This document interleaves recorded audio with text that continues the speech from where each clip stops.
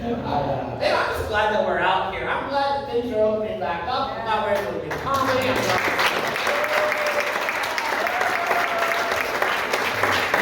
Remember when it first started getting kind of okay to go out? Like you go to the restaurant and then there'd be the hostess and she'd get all your contact information just in case someone near you had COVID. Then she'd have to call you and let you know you might die. That was awkward. And it was also awkward. I learned to turn that into a pickup line number. She's like, what's your phone number? I don't know. What's yours? Oh. She's like, you know what? Just go. We're not even going to tell you if you need it. I don't think I'd be very good at the job. I don't think I'd be very good. If I worked at Red Lobster, it's like, hey, this is Drew from Red Lobster. How was your meal? It was great. I got the catch of the day. Well, speaking of catching, we need to talk. Not too long ago, I went back to school, I went back to college, and I'm at a middle age where when I go back to college, people don't know what to say to me. If I was younger, I don't know, you look like the kind of age where if you said you were going to school, people would be like, good for you, awesome. But some of us who are a little bit older, and I'm not going to point to anyone particularly, but you're here. If you went back to school, people would be like, why, you have 20 minutes left. Oh man, that's sad. He's not just like he's talking about me. Bro, you need to work on your self-esteem.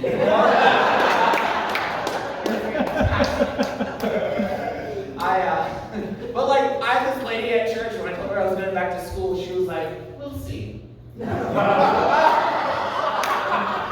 don't even know what to do with that. Yeah. Church ladies are the worst sometimes. I don't want to sit here and ask you if you go to church, but if you go to church and you've met the church ladies who are the worst. I had this one woman look at me and she's like, I've been seeing you doing a lot of comedy stuff. What's that all about? I'm like, well, I love making people laugh and maybe one day I'll make a career out of it. And she looked at me and she said, just remember, if you're not getting paid for it, it's not a real job. I was like, Agnes, aren't you a stay-at-home mom?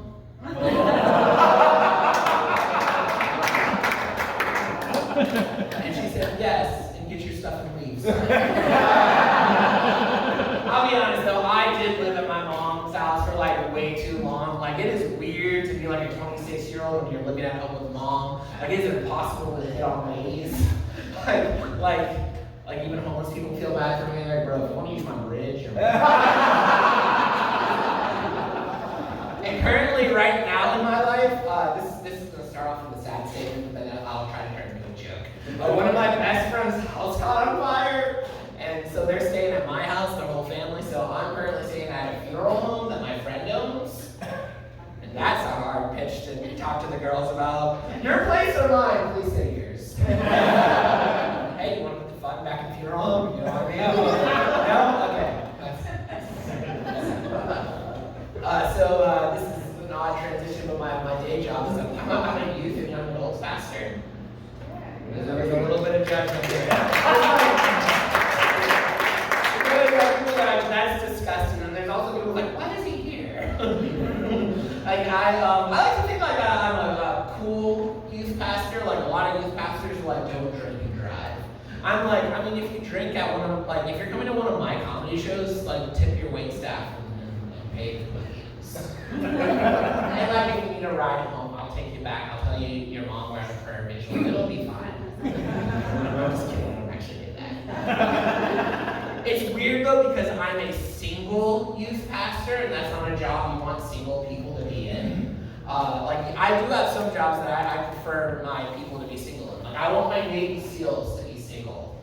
I don't want them to be married with kids. I don't want them to be committed where there's a bomb that someone needs to step on to save America, and then they're not me, man. I got a girl I want to see graduate. I want my Navy SEAL to be I got nothing to lose. Let's save the U.S. That's my Navy SEAL, right? But youth pastors, like my married friends, when they say they're youth pastors, they're like, oh, you love kids, that's so nice. When I say I'm a youth pastor, they're like, do you love kids? And some of my job, it would just be so much easier if I had a wife. I've actually thought about paying someone to act like my wife. Last week, I was at a middle school girls volleyball game. You're saving for a 30-year-old man. And our team scored, so me and all the other young mothers started cheering, as you do. And then one of them looked at me and said, oh, which one's yours? And I'm like, no.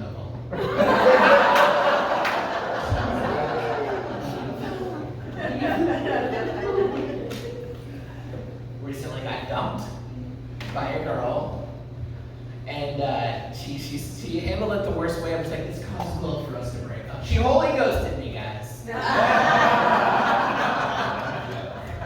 Every now and then I'm like, don't say that one out loud. She was rough. She was a tough, like, I knew from day one that this was going to be a bad relationship, but she was so attractive, and you know how it is. Like, the hotter they are, the more you don't care about anything else. Yeah, she had 6 boyfriends at the same time, but I'm the real love. Like, she was really, her name was Lucy. I didn't realize it was short for Lucifer. So the way I met her, we worked together, and this was a while ago. And I know I said I recently broke up, but I'm lying because I'm on stage. We worked together, and so like one day she was like, "You should get me a Starbucks." And I thought to myself, "Well, you look about $7 worth. We could do that. She's attractive enough. That's terrible. Don't ever say that to her." So I went and I got her a Starbucks. It should be noted too that she's Ethiopian. That's important because I thought when I brought back the Starbucks with a little receipt next to it on there, I wrote up a little pickup line. I was like, I like my coffee like I like my women. Ethiopian and grounded in the word of Christ. I thought it was so good. Later that day, she brought me money to like pay me back for the coffee, and I couldn't help but notice that she gave me more money than the coffee was, as if like she was paying me interest and never talked to her again. She doesn't like those jokes. Can you believe it? Like, she saw them on YouTube, and she's like, I don't like those jokes you talked about, with me. And I was like, why? Is it like, is that such a, no, it's because you told